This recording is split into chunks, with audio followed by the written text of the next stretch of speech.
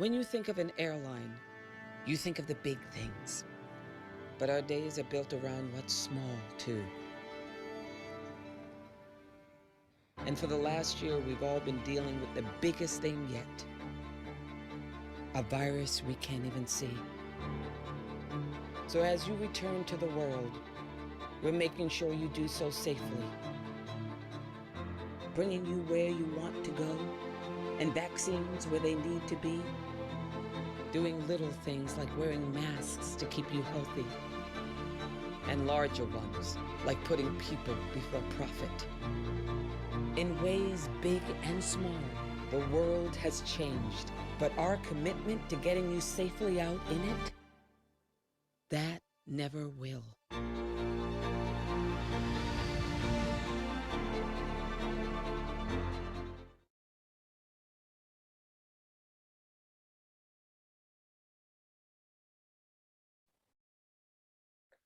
Good evening. My name is Bidisha Sinha, and as a Raksha board member, it is my absolute pleasure to welcome you to Raksha's annual fundraising event, Ek Shaam Raksha Ke Naam, an evening in the name of Raksha. This year's Ek Shaam will include all of your favorite elements, such as trivia and music, and will also highlight Raksha's crucial work in 2021 and the incredible leadership demonstrated by Asian American women leaders in Atlanta. Before we begin, I would like to bring to your attention the QR code that you see in the top right corner of the webinar screen. As you are aware, we are here tonight to celebrate Raksha together, but we are also gathered to raise funds that are essential for Raksha to do the work that they do to support survivors and their families. That QR code will be available throughout the evening, so you can use your phone to scan the code and be taken to Raksha's donation page where you can make your generous donations. We thank you in advance for your generosity and support. And now let's get the evening started with our favorite and Atlanta's melody queen, Mrs. Purnima Mathur, singing Dil Hai Chota Sa, a song about the hopes, dreams, and desires of women and girls. Thank you.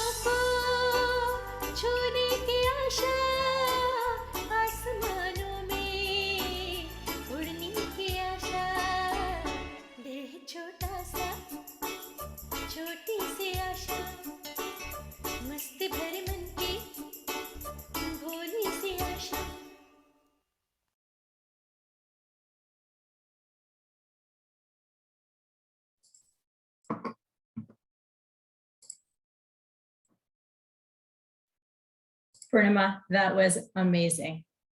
Beautiful performance. Thank you for sharing your talent with us this evening. My name is Tina Thopper, and I'm proud to say that I've had the privilege of serving as Raksha's newest board member.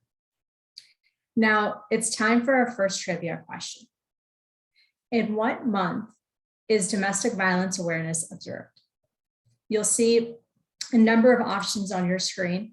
Please select one, and in the meantime, we will hear from our bronze sponsor, Mark Cohen from Pyramid Consulting.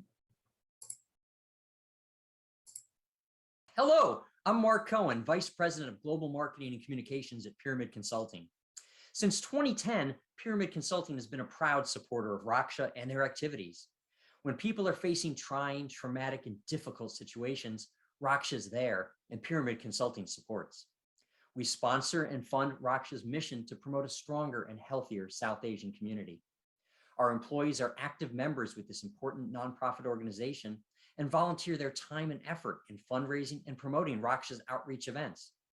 Raksha provides a safety net for our South Asian community while understanding and honoring the culture.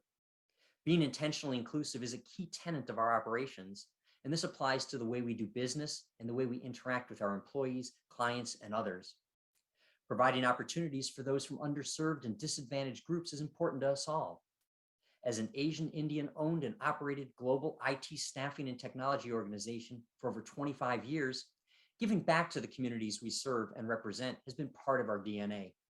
We're excited to continue showing our support for Raksha and all their great efforts worldwide. Thank you. Thank you, Pyramid Consulting, for your support and sponsoring tonight's event. Now back to our first trivia question. The question was, in what month does domestic violence awareness observed? October is the correct answer. In October, Raksha has a number of community events, social media campaigns, and during this month, the staff proudly wears the color purple, which is the official Domestic Violence Awareness Month color. For the next part of the program, I'd like to pass the mic along to Nisha Kapil.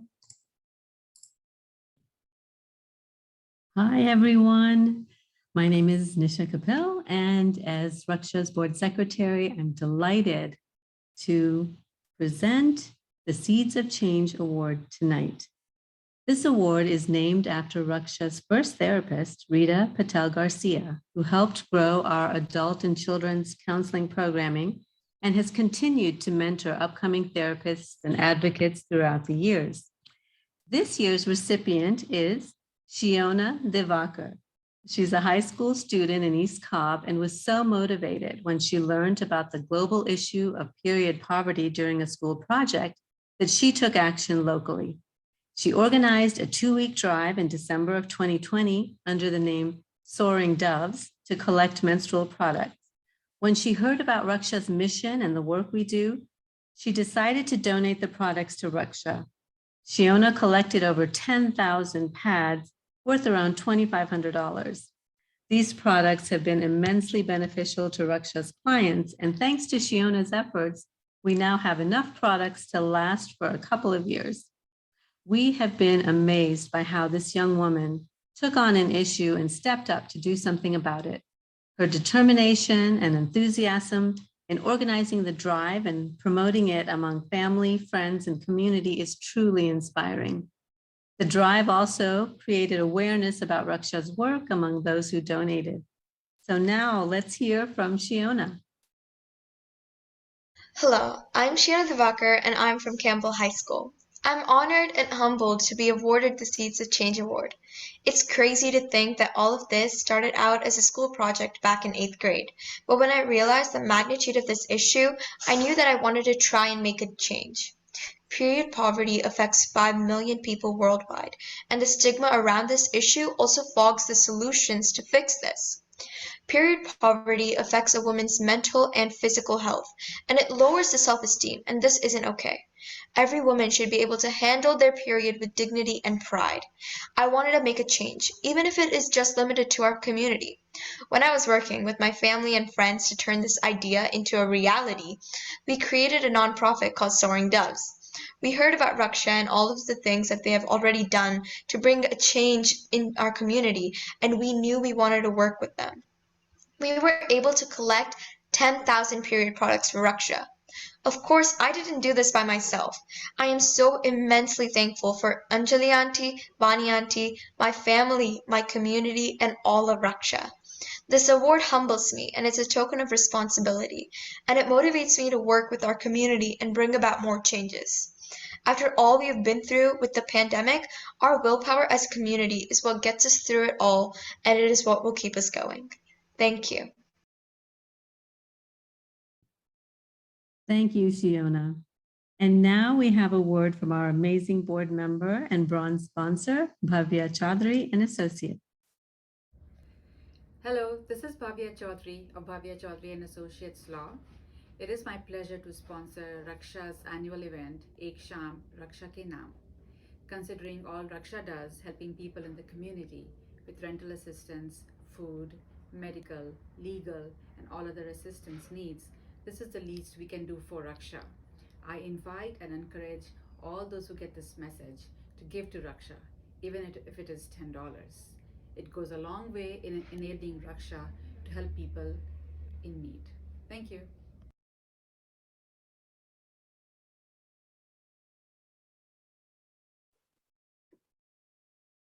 Now, we have a panel discussion that features some of Atlanta's amazing Asian women leaders and the important work that they all embarked upon in the past year during the COVID-19 pandemic and Atlanta spa shootings. Hi, my name is Monica Kant, and I'm the Executive Director of the Asian Pacific Institute on Gender-Based Violence, a national organization, and I'm also on the advisory board of Raksha, and I'm really happy to be with you all tonight to help lead this powerful conversation. All our panelists are impressive AAPI women leaders who inspire me every single day and give me hope. I'd like to start off by introducing all of them to you. Our first panelist is Sonjwi Kumar. Sonjwi is a founding member of KPPB Law, a minority-owned law firm established in Atlanta, Georgia in 2003, with additional offices nationwide. She is a corporate transactional lawyer and has over 3 decades of legal experience. She is a leader in the Asian American community in Georgia, and since 2013 has been chair of the board for the Asian Americans Advancing Justice. Sonjwi has extensive experience in board service, especially in AAPI foundations and organizations. Sonjwi has a passion for the nonprofit community, and it was through this experience that she led from behind after the shooting to make sure that the families and communities were well taken care of. Next, we have Stephanie Cho. Stephanie was the executive director of the Asian Americans Advancing Justice, the Atlanta chapter, for 7 years before she just recently stepped down just a few months ago. She is well known for her 20 years of experience in labor and community organizing, strategy planning, and fundraising at the local and national level. Stephanie and Asian Americans Advancing Justice were key in responding to the shooting and the victims and their families. Her tireless efforts and dedication in bringing community leaders together made the response that you'll hear about tonight very well coordinated. Next, we have Aparna Bhattacharya. Aparna is the executive director of Raksha for the last 25 years. And a fact that you may not know is she was one of Raksha's first volunteers ever. Cover Magazine has named Aparna the lotus of our community here in Georgia. Aparna is locally and nationally well known for her work on domestic violence, gender-based violence, sexual assault in our communities. And it was through her dedication and tireless efforts that she made sure that the survivors and their families were not forgotten. We have Sarah Park with us as well tonight. Sarah is the president of the Metro Atlanta chapter of the Korean American Coalition, a bipartisan group advocating for the political rights of the Korean Americans. Sarah provided critical services and resources to the community as 4 out of 8 victims of the shooting were Korean American. She also helped lead an online memorial service at a Korean American center with more than 4,000 people viewing the service online. Sarah's tireless and compassionate dedication to the families after the shooting led the healing that the community needed after such a tragic event. Thank you, ladies, for being with us tonight. March 16th, 2021 is a day that we will never forget. A tragic shooting happened in Atlanta where 8 people were murdered, 1 was severely injured, and families were torn apart. We were all paralyzed with grief and compassion for the victims and their families and had to provide strength for our AAPI community as information and details were released minute to minute. The leadership of these 4 women on our panel in the days after, and of course, historically before, thrived on their strength of being survivor and community centered and trusting each other. We are fortunate to be with you tonight to highlight what happened on and after March 16th, the victim and families affected, but also how these 4 AAPI women leaders all led during this time of incredible need. I can't wait for you all to hear what they have to say, but also at the outset want to give my own gratitude and the community's gratitude to these inspirational women.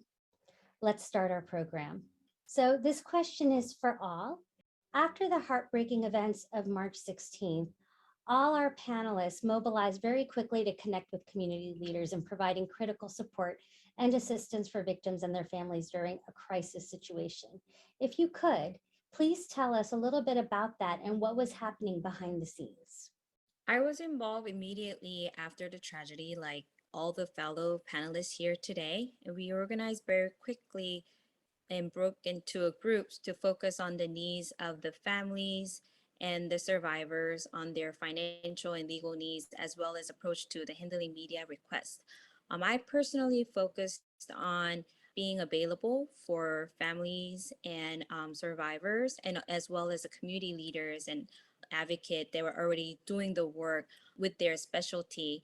And my focus again was to reach out to the family so that when the resources needs to be delivered or the message needs to be delivered, that they will be heard and we'll meet them where they are. So I work closely with the media, local media as a national media, but approaching with the media outlet was one of my concern because it was right after they experienced a tragedy.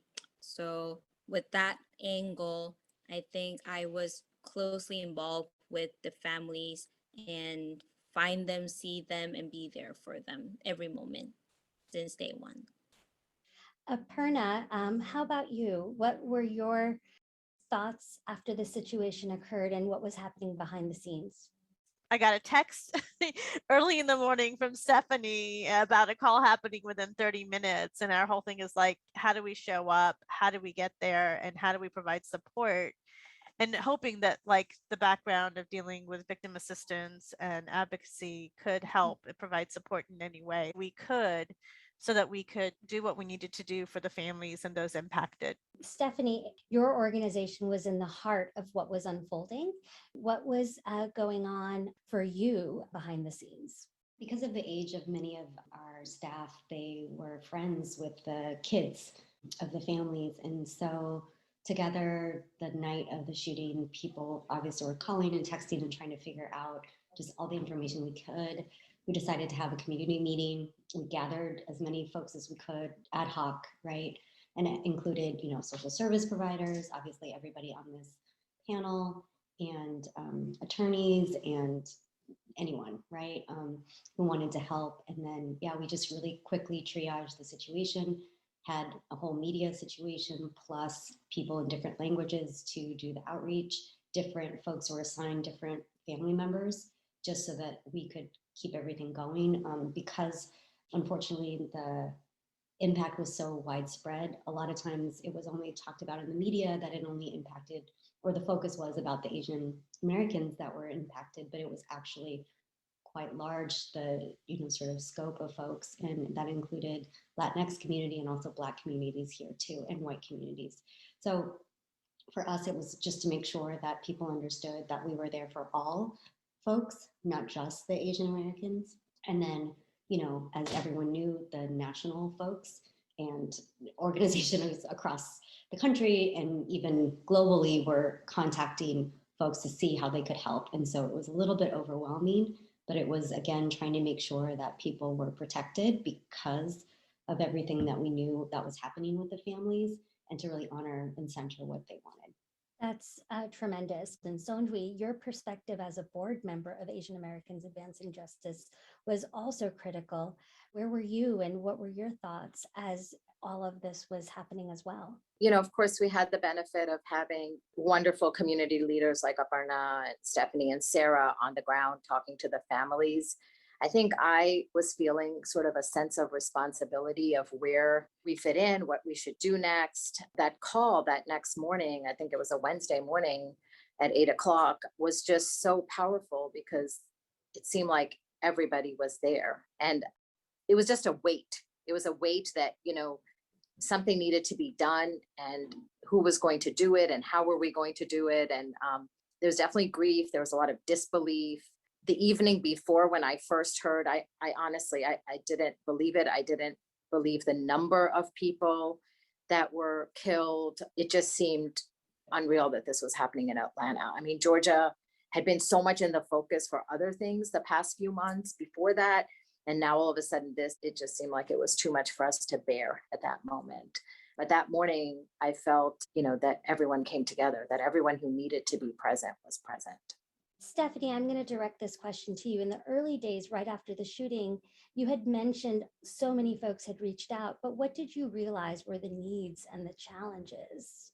I think part of the needs were, very quickly we realized, the media needs, as Sarah had talked about, the language needs in multiple different languages, not just in Korean and English.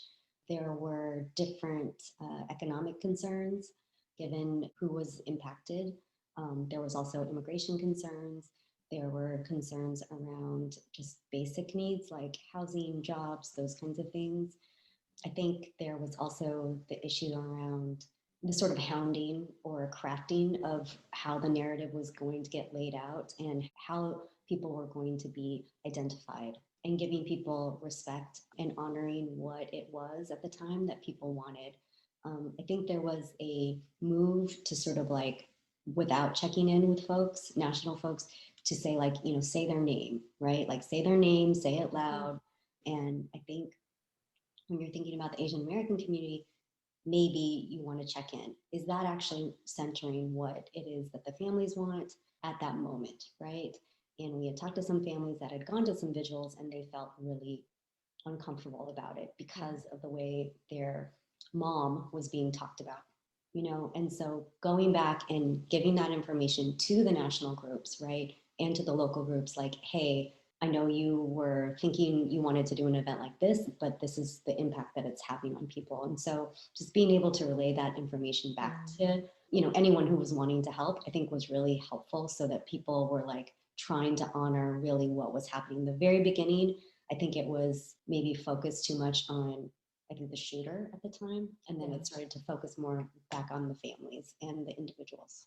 Sonjwi, as a board member, I know you must have had some, realization of the needs and challenges too, working closely with Stephanie and the community. There were just like Stephanie just mentioned, immigration, money, jobs. I mean, there were so many immediate needs, and that's what the Advancing Justice Atlanta staff was doing. That's what great community leaders like Aparna and Sarah were doing. The whole narrative was very important. And yes, turning it away from the perpetrator to the survivors and focusing on them, that was important to us. And whenever we had an opportunity, we tried to refocus the conversation. It was important about who has survived and how they're going to be taken care of on the next day after all this happened.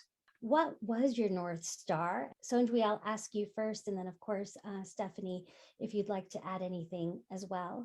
We very quickly stepped up. Stephanie stepped up, and we decided that we needed to have a fund to set up the Victims Fund or the Survivors Fund. It was important to do, but I also recognized that we needed to do it right. And it could really go south for everybody very quickly if we didn't do it right and we didn't do it responsibly.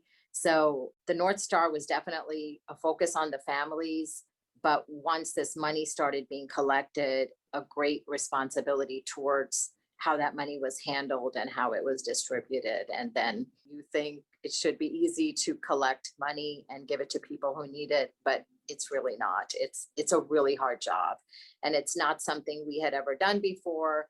And actually, we found out nobody in Atlanta really knew how to do it. Right. We'll talk in a minute about all the resources that we had to use, but they were not local. They were not anybody around us that knew how to handle a situation like this. And Stephanie, what was your North Star throughout all of this? My North Star was just to figure out what are the needs, figure out the bigger picture, and then how can we get the resources that people actually need to them quickly, as efficiently as possible. And everybody on this call did everything in way beyond their capacity, like the kinds of things this group did, and not just this group, but other folks too, to help people was just, above and beyond. And it really just came together in such a thoughtful way. And there was very little ego or any of that kind of stuff. And it was just like, okay, let's just surround everybody. And it felt like everyone was trying to support and surround the folks here and even us. So I had other folks in the DV space as well, and gender violence space also, wanting to help, support even the staff. They're like, what about how to support you all that are working in this and trying to figure this out and not knowing, because we're not necessarily like experts in this field, like how can they also help too? So it was a really supportive environment in that way, but it was, I think, just a level of support that was very much, women led, AAPI women led in particular, which I think was really powerful.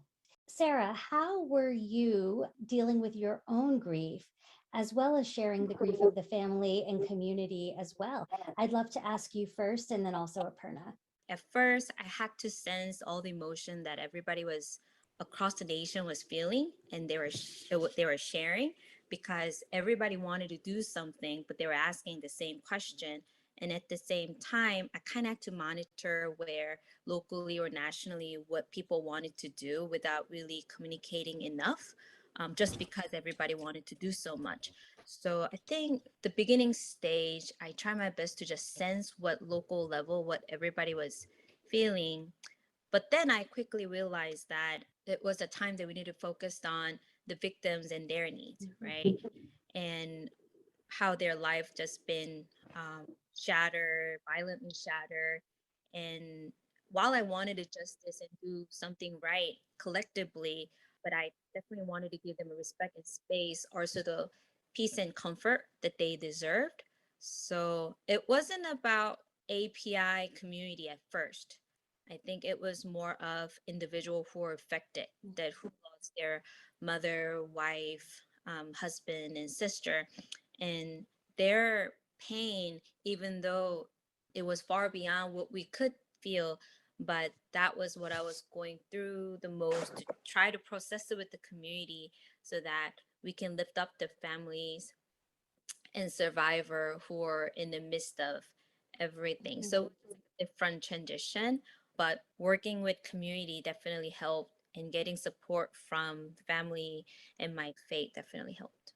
I'm going to pass it to you, Aparna, for your thoughts as well. I feel like the strength is the amazing women who are on this panel right here. I think it's the trust and the relationships, and then the experience. I mean, for me, this reminds me, like post 9/11, the impact on South Asian communities, how we didn't feel safe, like that memory of not feeling safe in our communities, that memory of how we had to respond. And there's just, I'm going to get emotional, but there's so much gratitude that we have and Asian Americans advancing justice, because that's kind of what I wish we had post 9/11, right? And to know that we had such a amazing community organization that had built relationships with communities. You're inspired to help. I couldn't speak the language. I actually couldn't do much for survivors except for give the experience of working with victims and know the systems. So I saw my role as supportive and a way to use the experience that we had of like how it's going to impact us, the burnout, to be able to provide support to these amazing women who were doing tremendous work. So, what we found, and I actually can't remember anymore how we got connected to everybody. We pretty much talked to every major city that had had a tragedy between all of us. Barna talked to some, I talked to some, we talked to some together, but Ventura County, El Paso, Orlando, Las Vegas. And the one thing we did notice is that we were the only Asian Americans Advancing Justice, and our group of nonprofits, we were the only ones that were a nonprofit organization like us, handling a victims fund and handling all this support. In all the other cities, it was either the city itself or a community foundation or some other more established governmental organization that was managing the response. And there's theories and post-event speculation, but for whatever reason, it fell to us, the nonprofit community, Asian American nonprofit community in Atlanta, that was at the forefront of the response. And even though like the smash casualty was a smaller number of individuals that were impacted, I think the fact that it was 2 jurisdictions, 2 cities, 2 different counties that were pretty far away from each other, that makes it difficult. We're not dealing with one municipality, we're dealing with 2 municipalities. And I think that made it complicated. And we were really lucky to have been connected. A friend of mine who's the victim advocate at the U.S. Attorney's Office connected me to the victim director who had dealt with the Charleston shootings. Right. And so when talking to them, it was a faith community that took on the fund, and there were banks that helped. And there was a way that the larger community came together to really show up for some of these communities. And then we got connected to community foundations. So it was kind of interesting that it was us as AAPI leaders that were taking this on, but we didn't have a larger mainstream organization stepping in at the very beginning to kind of take the lead on this. So I don't know if it's the jurisdictions. I don't know if because it was, because of the type of victims and the businesses that were impacted, if folks were hesitant.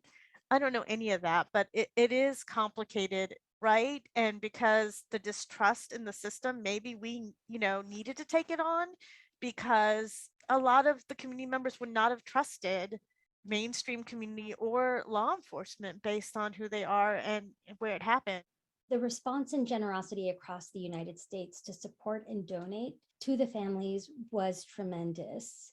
Sonjoy, would you mind sharing a little bit about that and tell us how the community came together in this way? So I think it was really the quick response of Stephanie and the staff of Advancing Justice. I mean, they got the word out, they mobilized, they figured out how to get the message out on social media. And really, we were able to start taking donations, I think, within 24 hours, maybe less. Stephanie will remember exactly, but it was very, very quick. I remember that day that people were reaching out to me, and I was already able to give them links to how they could donate. And really, it exceeded, any expectation that I certainly had about how much people would give. And just on the generosity side, it was money, but it was, as we've mentioned, American Airlines, Delta Airlines came forward to give tickets. We got connected to them through some of our Advancing Justice affiliate organizations, but also just Delta calling us directly and saying, do you need tickets? And we did, our families needed tickets.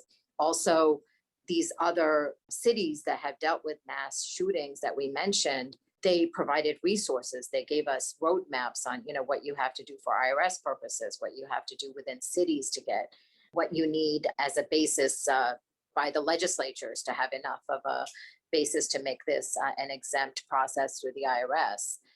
We also had amazing folks. So BJ Pack, the former U.S. Attorney for the Northern District, he's a member of the Asian American community here in Georgia, a prominent member, and he has that connection to law enforcement. And he immediately, within a day, had set up calls with the U.S. Attorney's Office, with Fulton County Sheriff's Office, with Cherokee County, so that we could at least have insight that we could pass on to the families. And actually the families were on the calls to hear directly from law enforcement as to the progress that was being made. So just lots of resources came together from so many different places.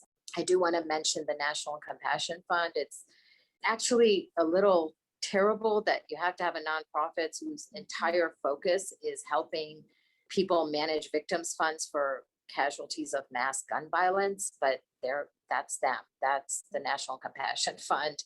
And so they actually came, to us. I mean, they reached out to Atlanta and to different organizations in Atlanta to help. And eventually we got connected with them, and they were able to provide a lot of logistical technology and just experience and resources through the whole process of administering the fund.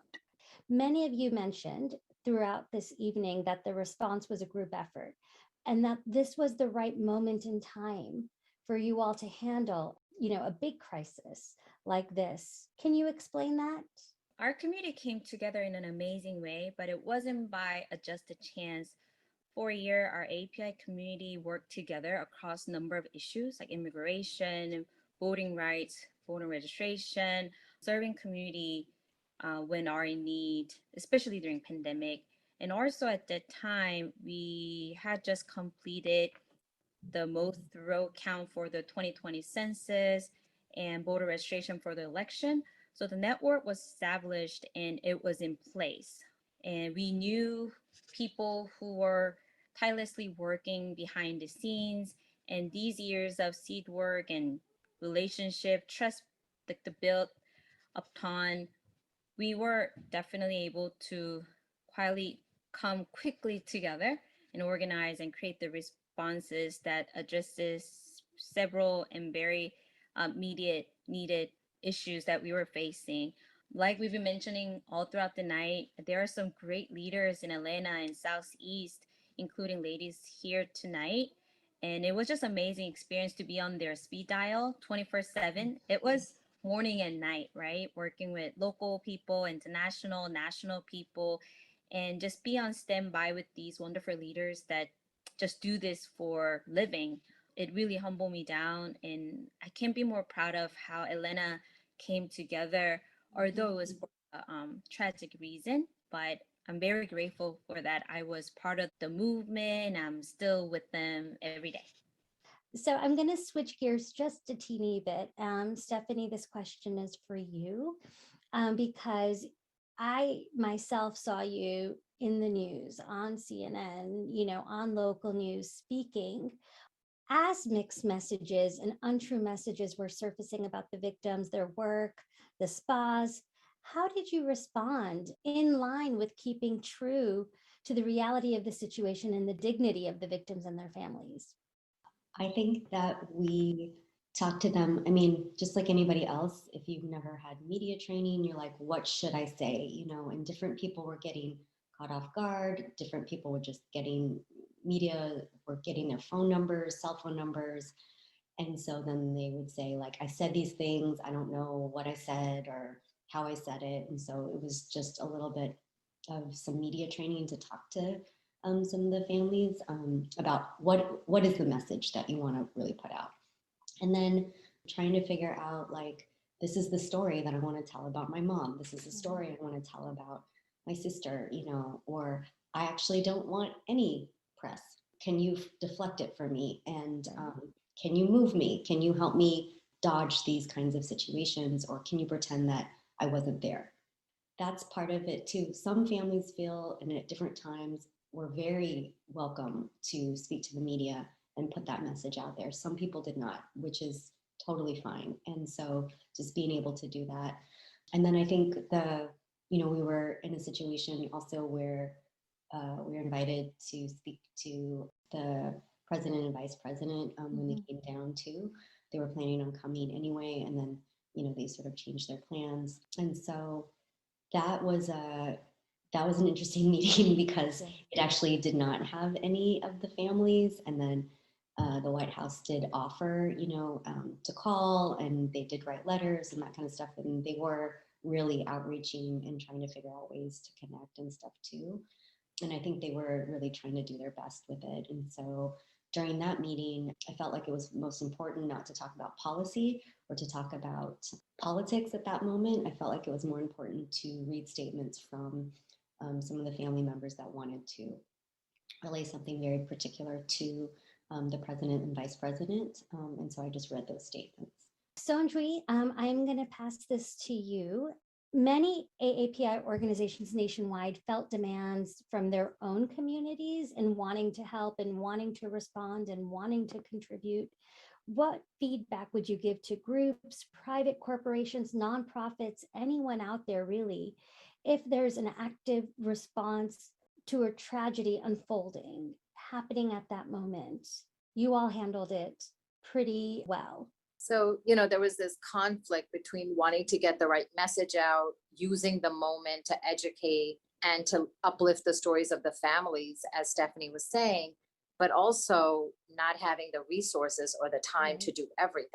And so there were lots of national organizations and corporations that wanted to be part of the message. They wanted to be able to speak to their employee resource groups. Multiple organizations reached out to us who wanted us to speak to their groups, and we, being who we are, Asian women, we have a hard time saying no, or a hard time saying we're too busy, and so we say other things, but really what we needed to say was we're too busy responding to the actual tragedy that's happened, and we understand what you want to do, and that's also important, but it's not important at the moment. I think I would say to those organizations that there is a moment in time for you to be part of the story, and there's a moment in time for you to just help and do what the families are asking for, or those of us who are in touch with the families are asking for, rather than immediately trying to turn this into a reaction for yourself. Well, we're nearing the end of our conversation, and the next two questions I really wanted to open it to all of you. And I'll start with you, Aparna, which is talking about leadership. Leadership is at the heart of tonight's conversation. What is different and unique about AAPI women's leadership compared to other leadership, and what made it work seamlessly in this situation? And you all have mentioned a little bit about it, but I wanted to really directly hit at it with this question. I can say in this situation, definitely, I think it was community care, not just caring for the survivors, but caring for each other as well, and knowing how hard it is. That was critical, but also checking in with each other, even if we may not see eye to eye, to check in and be like, okay, I know I have to go in this direction, but let's just check in and have a conversation instead of just saying we're going in this direction. Let's talk about, are you okay? Can we talk about this a little bit more? So I feel like that's the piece of really trying to hear each other and making sure that we're looking out for the individuals that have the least amount of resources and making sure that their realities are honored. Thank you, Aparna. Sarah? Personally, I think the kinship we share from our immigrant background and diverse background really created the bond. And also perhaps our cultural sensitivity that we all have that allowed us to work in a place where we need to put ourselves in, and also place others before ourselves, and know when to step in, when to give a chance to others to come and serve. I think that really helped. And also the aura of a trust from the experience that we've been working together in the past really helped too, and giving each other credit and space, and praising them for their expertise, and putting out egos and personal agenda to getting in its own way. I think it really helped serve the good leadership. And I found it from all the community leaders that work with, especially the female API leaders. And it was inspiring to see how that multiculturalism and our past experiences and relationship kind of blend all together for our own background and achieve the common goals together. And having servant heart before anything, and let others actually lead and also serve, I think that really were orchestrated very beautifully. Stephanie?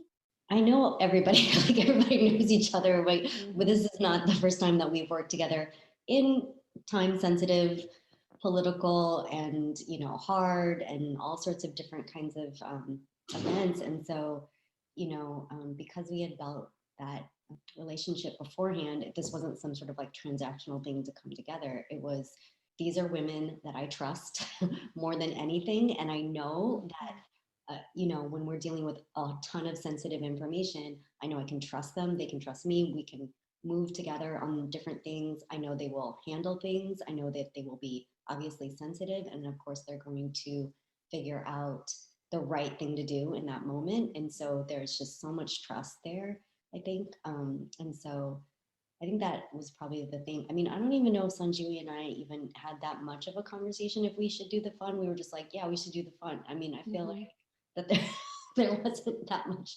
conversation about it. And then I was like, what do you all We did think? it. We did it live on national television. Yeah. Yes. There you Yes. go. You did. And I was in awe looking at you both going, wow, that's some amazing leadership. Sonjui, was it the same for you as well? Yeah, and just to correct, we weren't on national television. We were just on a large Zoom call, but it felt Oh, like national television. So, everyone has said exactly, what I would say, but also to add to it that we just tend to have less need to be the center of attention, whatever it is about our makeup. It really wasn't about, I'm the one that did this, or our organization is the one that took the lead. It was just about, we need to get to an end goal. And we relied on some very established Atlanta institutions, actually, including the Community Foundation of Greater Atlanta, which really, Frank served on our steering committee. Sam Park, who's an elected leader, was part of our steering committee. So, we were able to bring in folks that we needed because of their influence and their credibility as well. So just knowing that we didn't need to do it alone, that we just needed to get something done, and whoever we needed to get us there, we relied on, and they helped us. And we could have really, and this is what I kept hoping we wouldn't do, is that we could have done it wrong, and it would have, it would have hurt all of us, and it would have hurt the families, and it would have hurt the effort. And so there's a real conscious effort to do it right and to do it with credibility. We asked Community Foundation to hold the money. We didn't have to. We know how to hold money. We have bank accounts, but just felt that brought an extra level of trust from the public at large. And we wanted to bring that to the table. But I really felt like this was the moment. A lot of things we had done over the years had brought us to this moment where we had this crisis, and we were all able to step up and do our little part of it. And I don't know that 15 years ago, we were in a situation that we could have done that. But when it happened, we had the right people and the right mix of folks to do the work. There was a lot of work to be done in a very short period of time. And thank you to all of you for doing it. What I'm learning is leading with integrity, respect for one another, keeping in mind why you all are together, keeping in mind the needs of the families, the wishes and the desires of the families who have been affected, really centered you all and had you moving as a unit together, but also helping each other when needed. That really is a story that will stay with all of us tonight.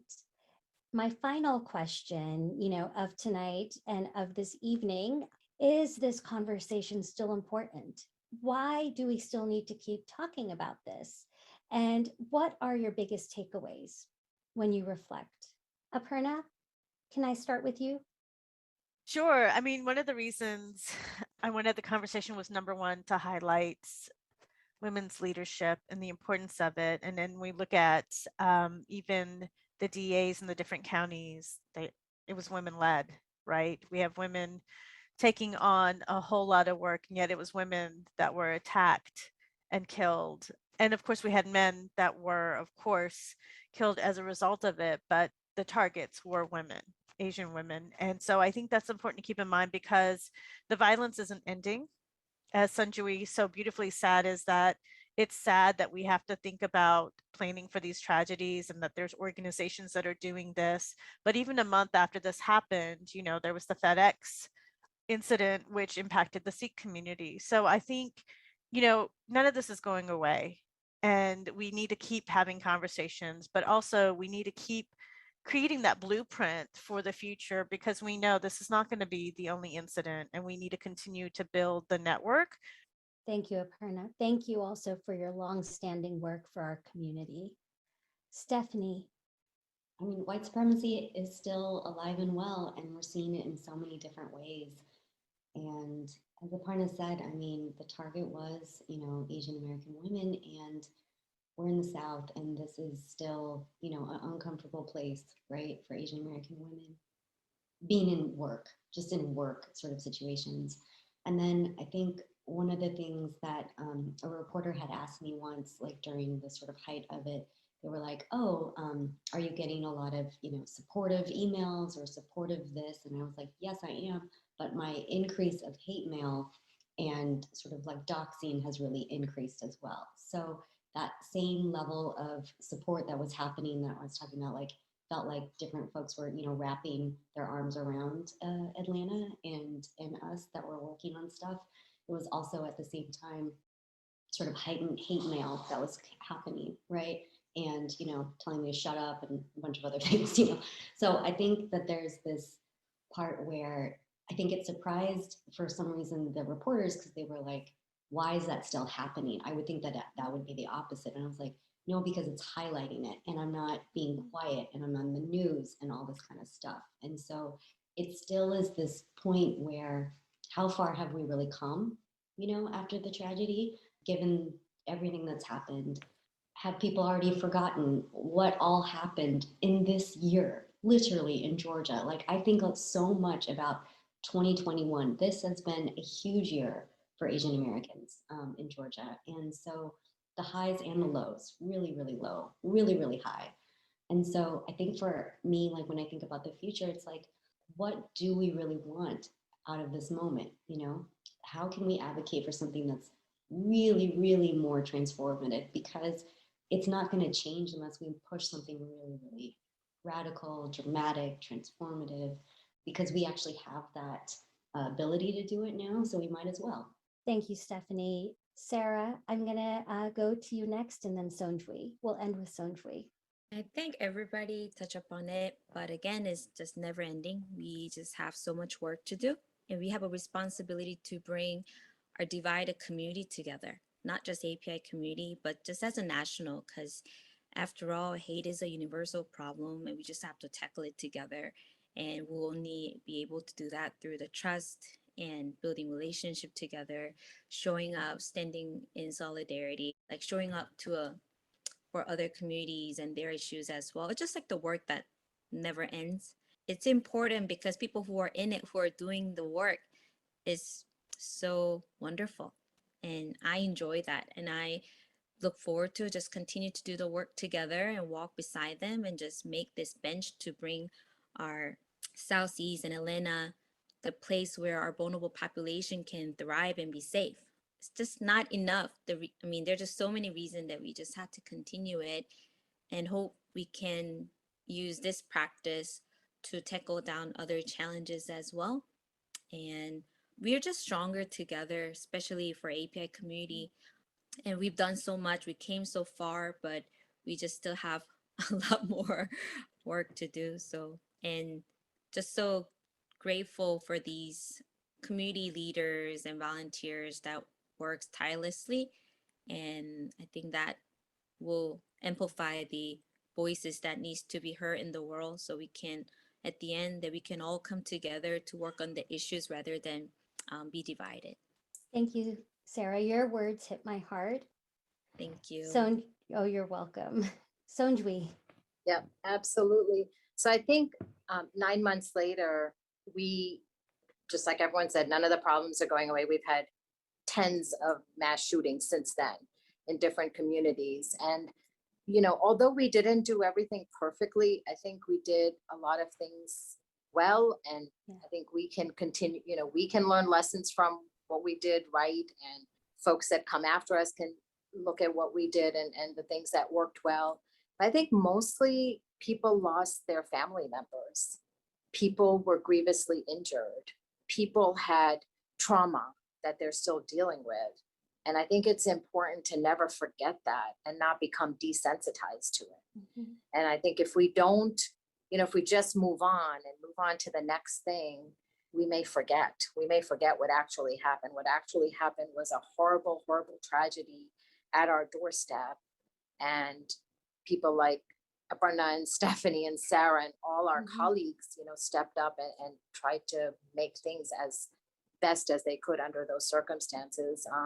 I also want to mention, Aparna and I were very conscious of the fact that we were not necessarily as culturally connected or linguistically connected to the survivors and the families. And so we did step back a little bit and we didn't do the direct outreach because most of the families were much more comfortable talking to Stephanie and Sarah and other folks, you know, on the Asian Americans Advancing Justice staff. And I think it's important for everyone to realize that there's a time when it's your time to step forward because you're the right person at the right moment, and there's a time to step back. So just one of many things that I was learning in the moment, you know, as we went along.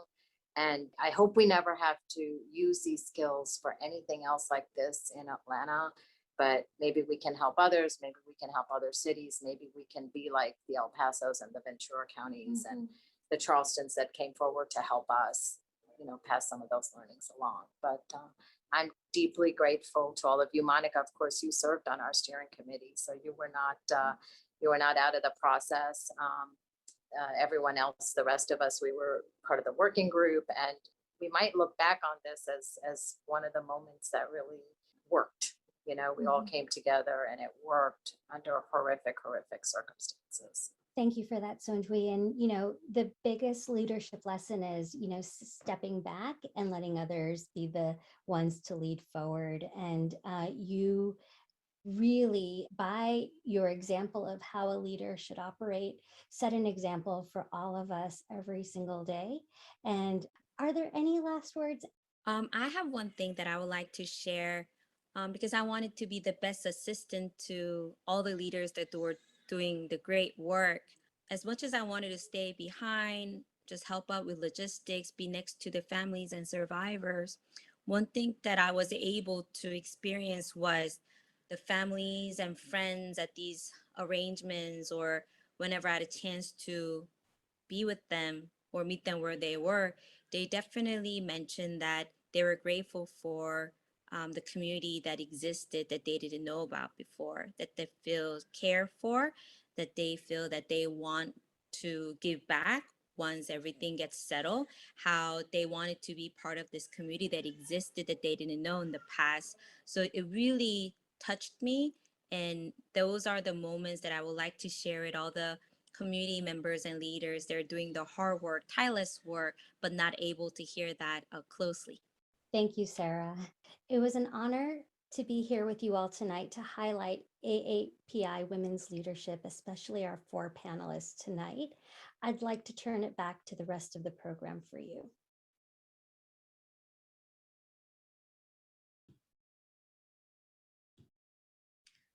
That was indeed an inspiring panel, highlighting so much of the behind the scenes work from our women leaders. Thank you all on behalf of the community.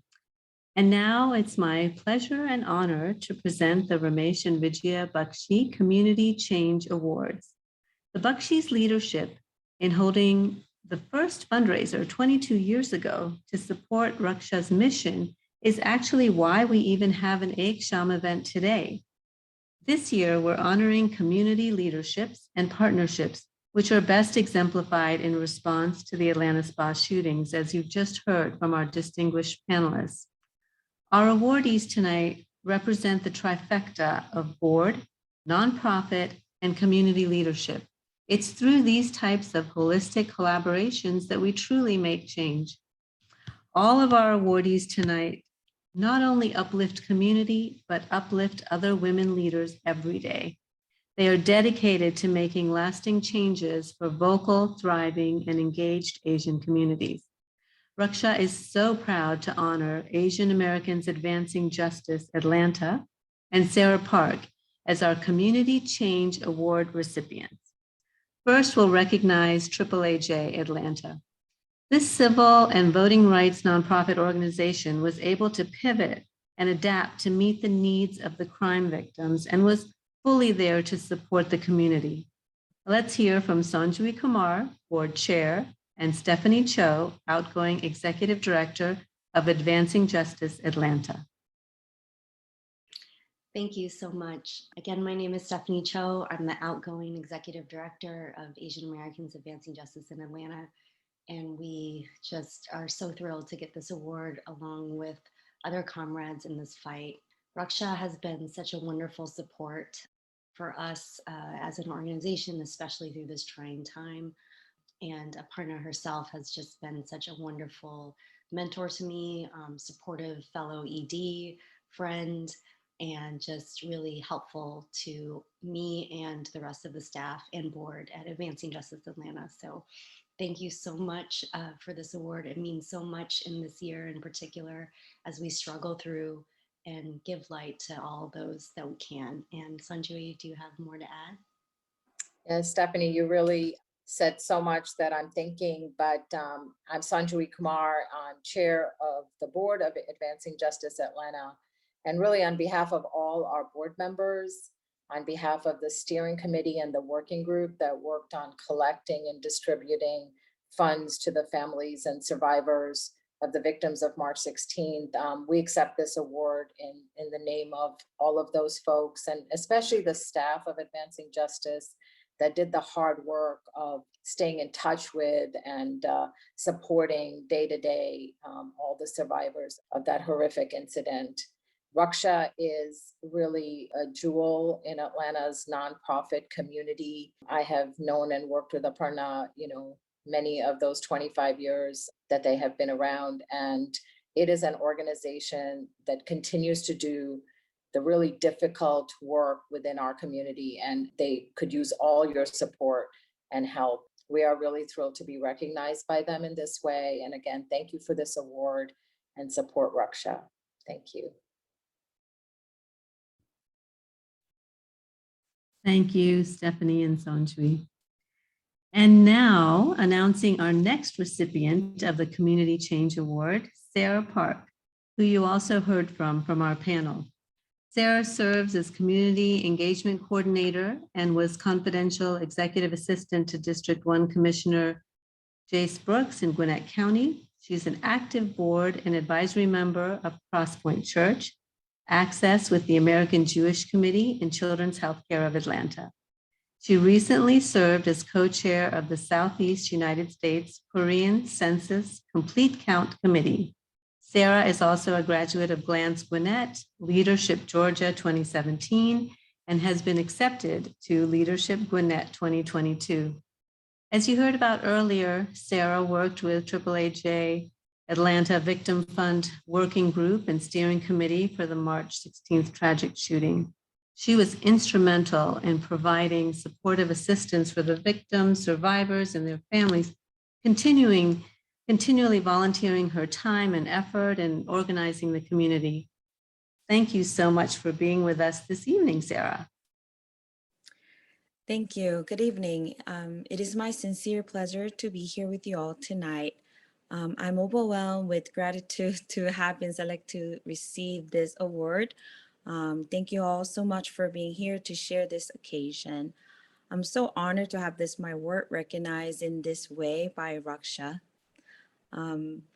Many hours of hard work went into the joint effort of this tragedy, and it means so much to me that the work that I and so many others are so passionate about resonated within our community.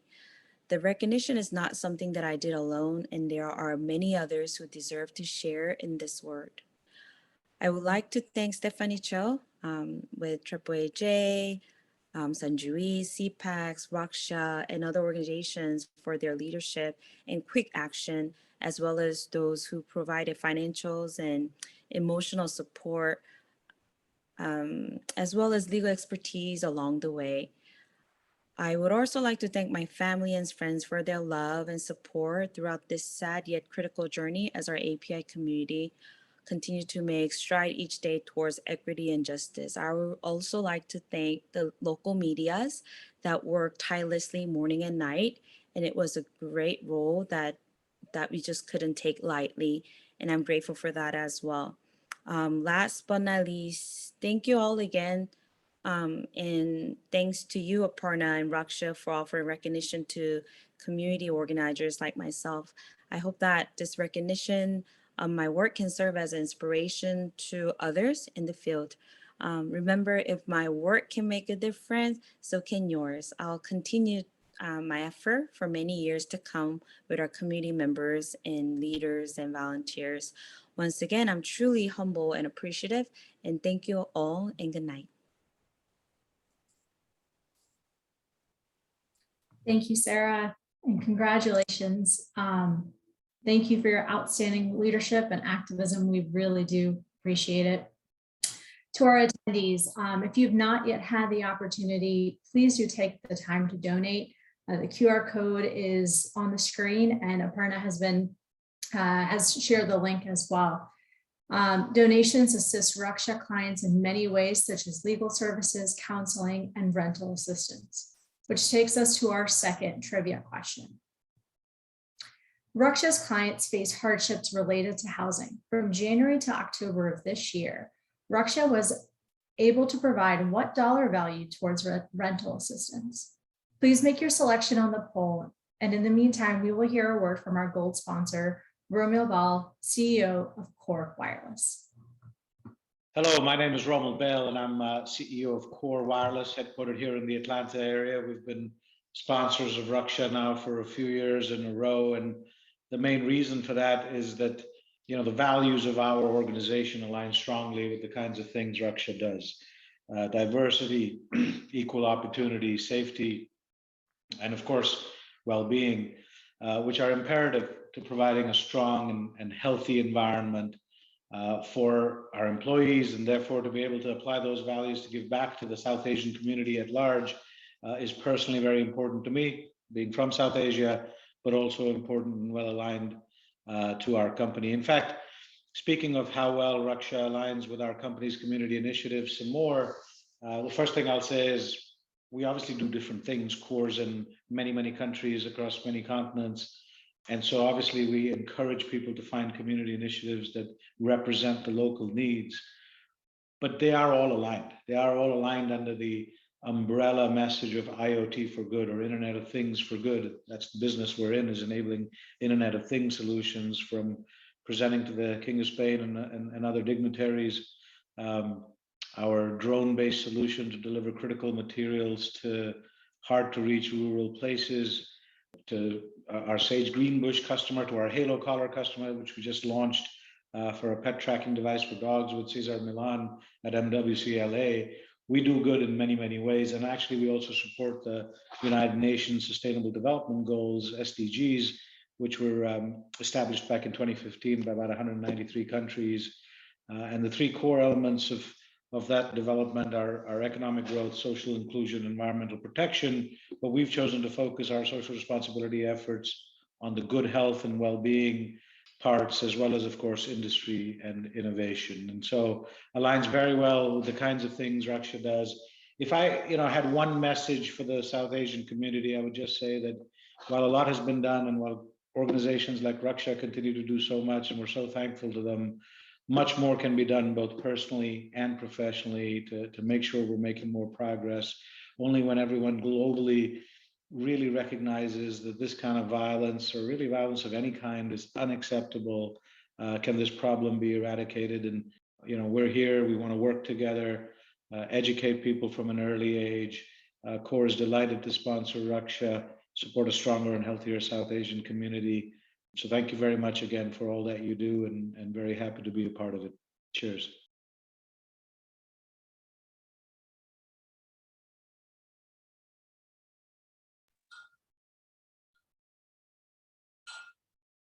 All right. Thank you so much to Core for your generosity and your sponsorship. Now let's see how you all did.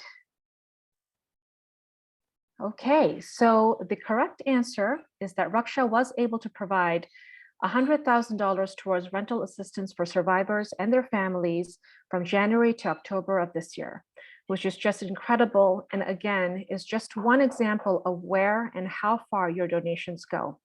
So please, again, take some time and go to our links that Horna has provided in the chat below to donate.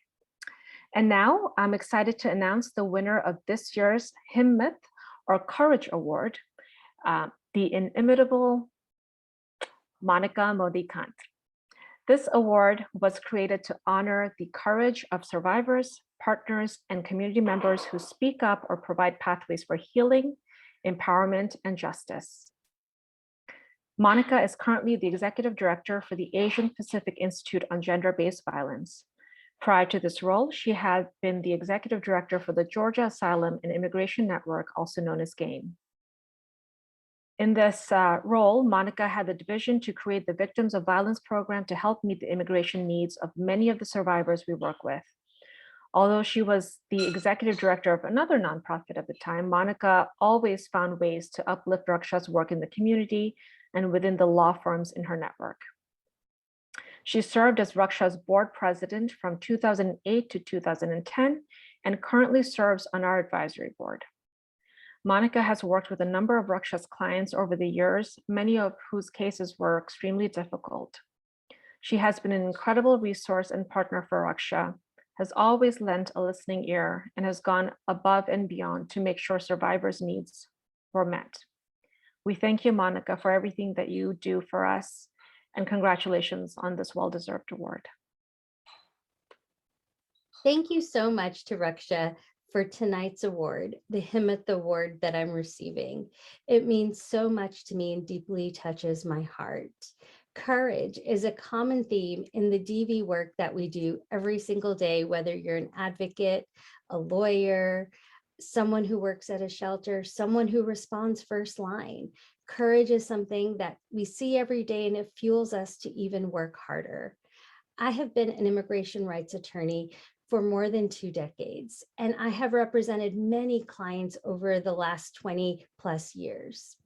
It's their stories, their struggles, but yet their survival that really fuels my passion to do this work.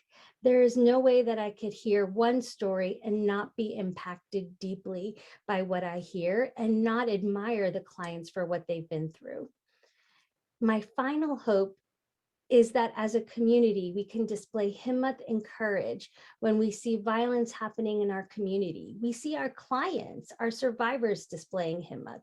We should do it as well, and we should all bring our own helping hand to create a stronger, safer, and healing community for all.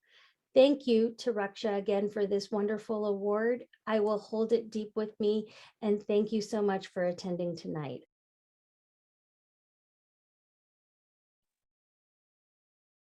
Thank you and congratulations again, Monica. I hope everyone's been finding this evening meaningful and inspirational. I'd like to remind you that we have more compelling stories ahead, a client sharing her journey, which will be coming up in a few minutes, and we hope you can stay till the end for another of Purnima's uplifting songs. Now we'll hear messages from our silver sponsor, KPPB Law, and bronze sponsor, Antonini and Cohen.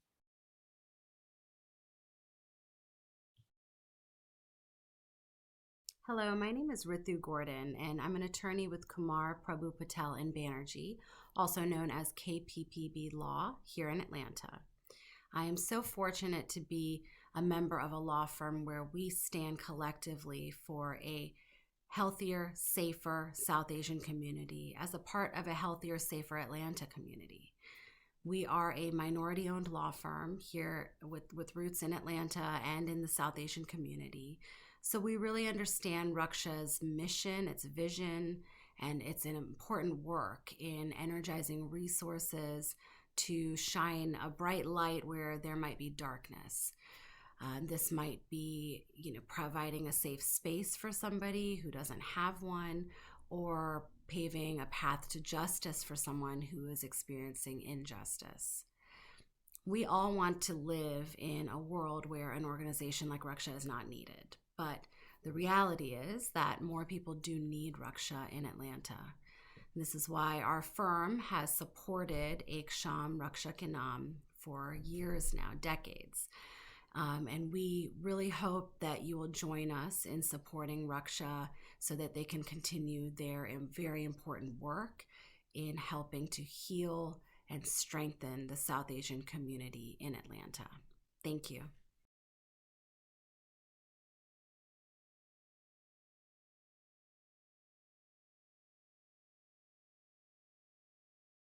My name is Nicole Whitenauer, and I'm an attorney at Antonini and Cohen Immigration Law Group. And we provide services to immigrant victims of crime as well as their other immigration needs. And we support Raksha because they always show up for survivors. Regardless of what community the survivor comes from, Raksha is always there with open arms to provide services to the survivors, and their staff is very, very knowledgeable. I would say that Raksha aligns with our firm's community initiative and our values because they are able to provide services to survivors in a trauma-informed approach. And they're also very practical. So if you go to Raksha with a problem, a survivor who has a need, they're going to help you problem solve. They're going to help you find a solution. They're going to connect you to other organizations that they're aware of to get you the service that, or to give the survivor the service that they need and to find a solution. I can't really say enough good things about Raksha. And I'm Nisha Karnani. I'm also an attorney at Antonini and Cohen Immigration Law Group. And myself and our firm have been longtime supporters and big fans and friends of the Raksha community and staff.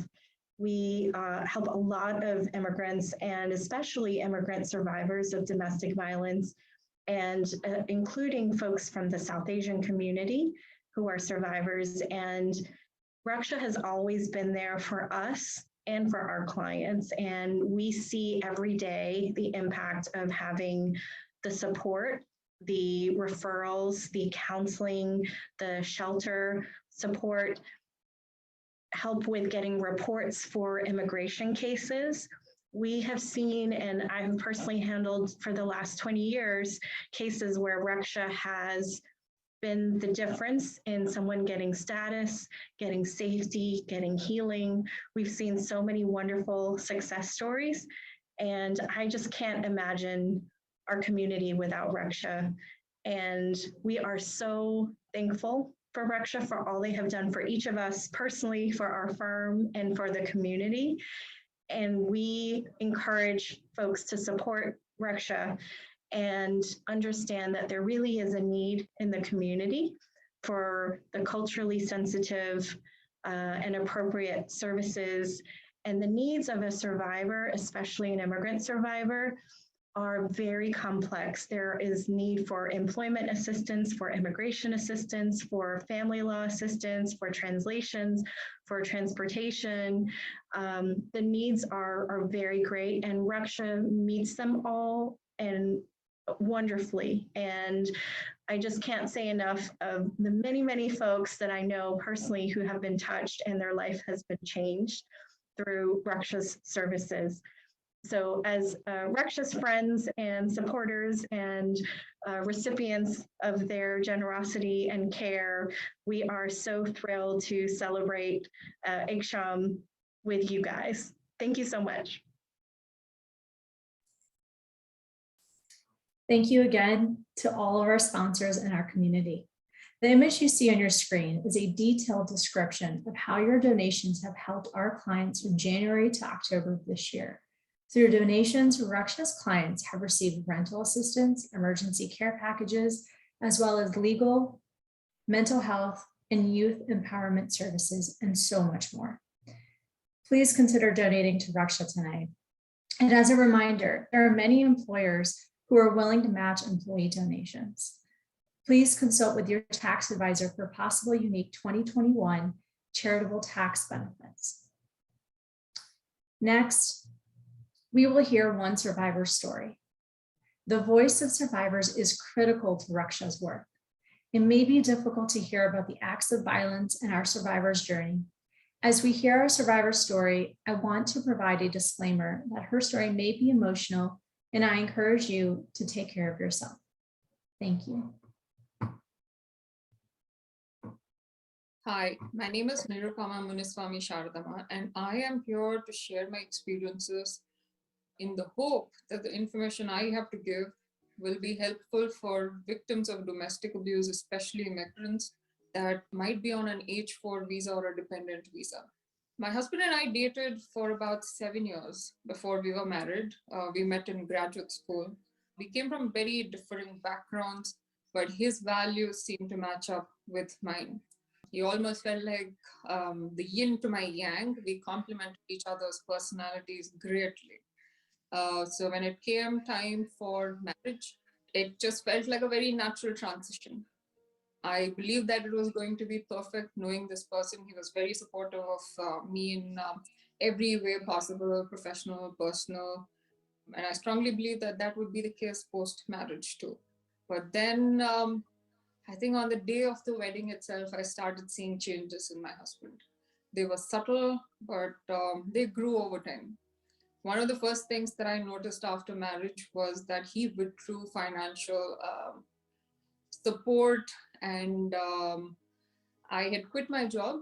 I was on an H-1B. I quit my job. I moved on to an H-4. So, of course, I was not earning. He suggested that I close my bank account. He changed the password to his own bank account, something that I had access to for the 7 years that we were dating. And that's how it stayed for the remainder of our marriage. I never had access to any of his finances. He isolated me from my own family and friends. It was done in a very convincing manner, and he did not like me talking to anybody that loved me or that was important to me. If I picked up somebody's phone, say when we were traveling or when he was around, he would give me the silent treatment for months on end. For the 6 years that we were married, I think 4 of those years, our communication was mostly done via texts and emails. I returned home one day late in the night, not really late in the night, around 9:30 in the night after having picked up his medication from Walgreens. He was upset that I had gotten out so late in the night, according to him. He threw a bottle at my eye. That injured my eye pretty bad. I still face consequences from that physically. He was very unsupportive of my professional or my personal growth. Like he would always say, as long as he didn't have to spend a single penny, he would support me in whatever I wanted to do. But he was only supportive in things that he believed was right for me. So my choices of career or friends or just my choices in general were completely discouraged. They were looked down upon. I was expected to change as a person. He was very appreciative of my personality before we were married, but post marriage, everything in me was wrong to him. Everything about me was wrong to him. He seemed very nice in front of people. He came across as very loving when he was not, doing things that were very hurtful, which was mostly within, our own home. It was never outside. It was very rarely outside. So it was very difficult for me to understand, as to what was really happening between us. For the 6 years that I was married to my husband, he never made me feel like family. And the deliberate distance that he maintained emotionally, it left me feeling the loneliest I have ever felt in my life while being married to a person that I was deeply in love with. That was how my marriage went for 6 years. His behavior continued for the 6 years that we were married, and but I was never sure of what to do or whether I should, leave my husband. I didn't want to, but the thought of leaving though did occur after a particular incident. We were having a verbal fight. My husband dialed 911 and told the cops that I was getting physically aggressive with him and he needed help. And then he cut the call. He looked at me and gave a very, very evil smile and he said, "Watch how I'm going to teach you a lesson today." Fortunately for me, the cops that came home that night understood the situation for what it was and they were very supportive of me. But post that, I realized that everything that was hurting or everything that felt painful and bad or wrong in that marriage was intentional. My husband desired to be that particular way, and the thought stayed in my head. But leaving was never easy. I just couldn't bring myself to do it. I was always giving excuses for his behavior. And of course, I continued to blame myself for everything that had gone wrong. Just like he would always say that I was the reason for everything wrong in our marriage. I was trying to correct myself and do everything in my power to retain this person in my life and save our marriage, but nothing was working out.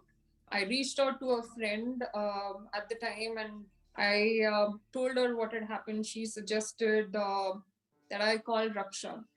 I also spoke to my parents, and that was the first time that I actually, revealed anything about the unhappiness in my marriage to them. They were very supportive, and they said they would do everything that was needed.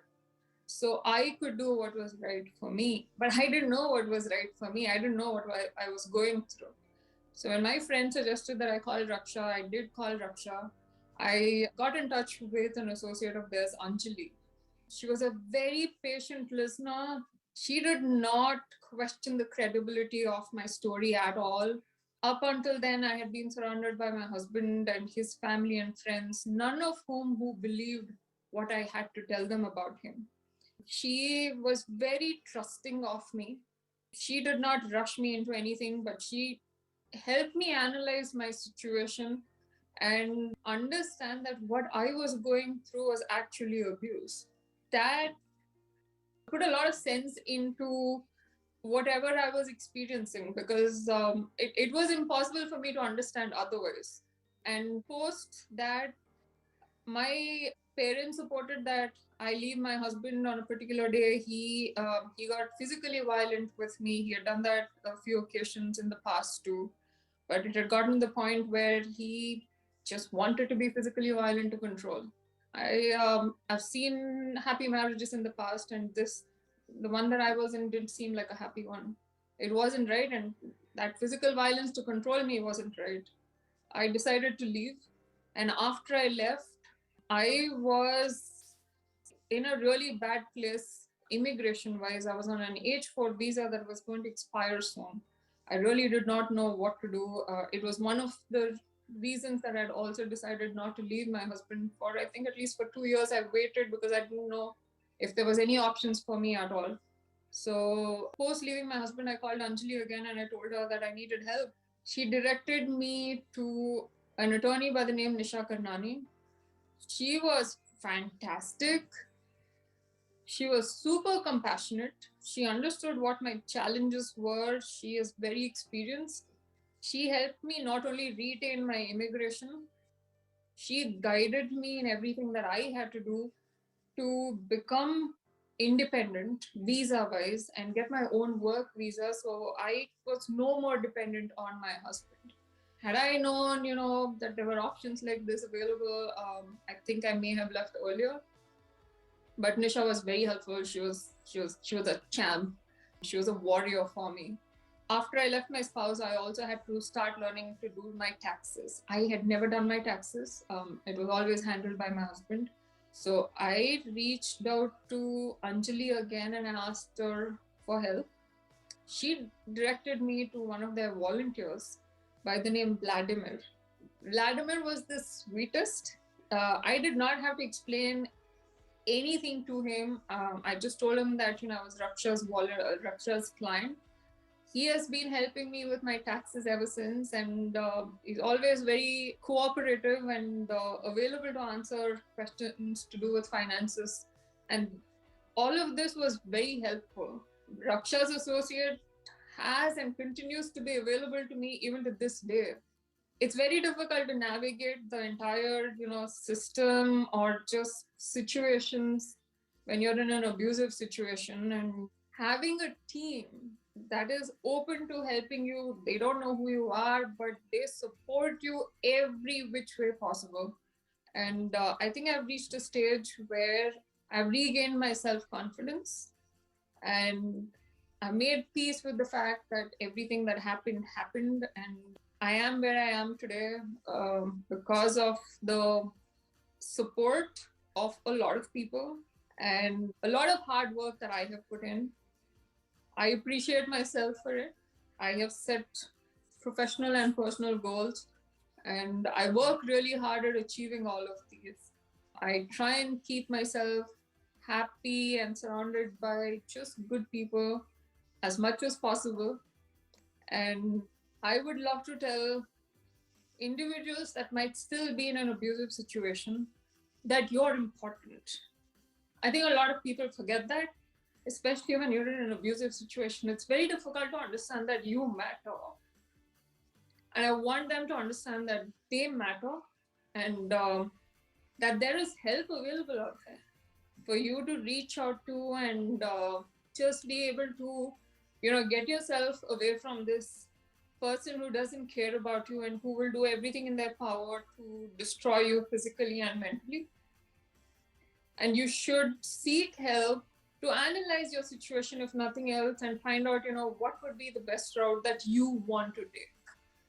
It's very important that we all live a really good life, all of us. For those that, may have left an abusive situation, I want to tell you it's an uphill climb going forward. There will be struggles, but every obstacle now has a solution, and you have 100% control on your life. There's nothing more liberating than that. And the world really is a playground. Go do whatever it is that you want to do and you want to achieve. There's nobody now that can stop you from doing it.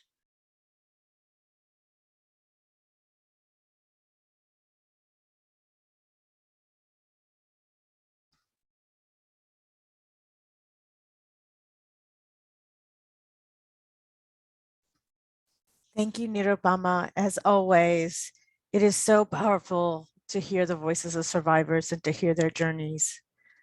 I hope we take it in and we understand the privilege we have when a survivor shares their story with us, and that we remind them of how powerful they are and that they have possibilities. Thank you. As many of you know, my name is Aparna Bhattacharya. I'm the Executive Director of Raksha. I have so much gratitude for all of you being here, being at this Shaam Raksha Ke Naam, which is a little bit different than the previous Shams. And what I want to do is encourage you to support the work that we do. The advocates and the Raksha staff will hopefully say hello at some point, are constantly advocating for survivors so that we can meet their unique needs. And your donations in the past 2 years have helped us meet those needs without batting an eye. So thank you for all that you've done.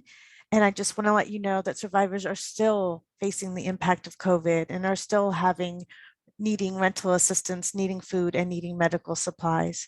So the ways that you can support us will make a huge difference in ensuring that survivors can continue to make it through this pandemic, but also all the other tragedies that they might be facing.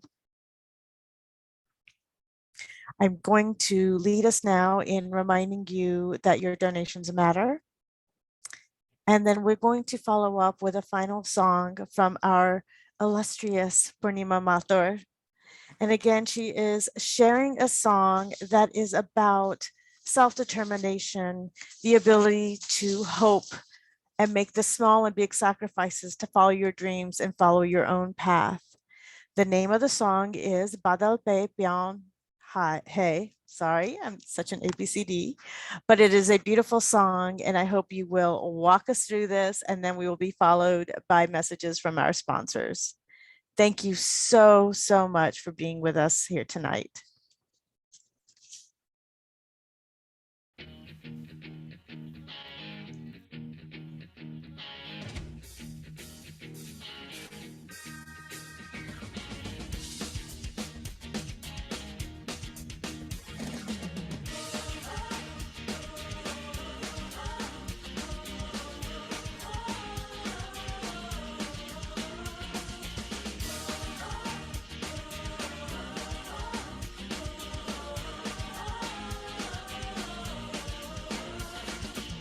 सोचा कहाँ था ये जो हो गया, आना कहाँ था ये लो हो गया, चुटकी कोई का डोरा है हमको होश में, कदमों को थामो ये है उड़ते जोश में, बादल पे पागल या छोटा गागल, अब तो भी चल पड़ी अपनी ये नाव है, बादल पे पागल या छोटा गागल, अब तो भी चल पड़ी अपनी ये नाव है।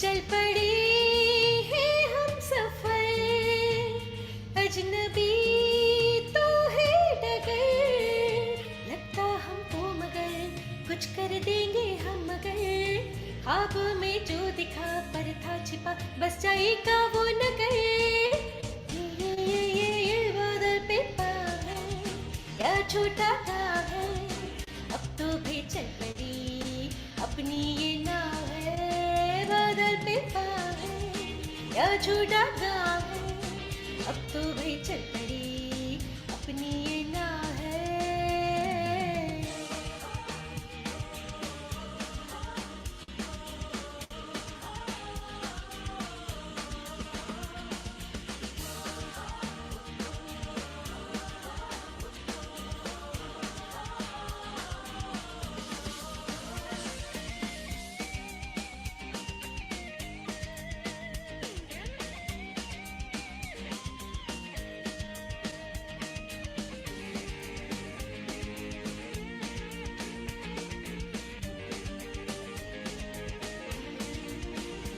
आसमां का स्वाद है, मुद्दतों के बाद है, सहमा दिल धक धक करे, दिन है या ये रात है, हाय तू मेहरबान क्यों हो गया, बाखुदा क्या बात है,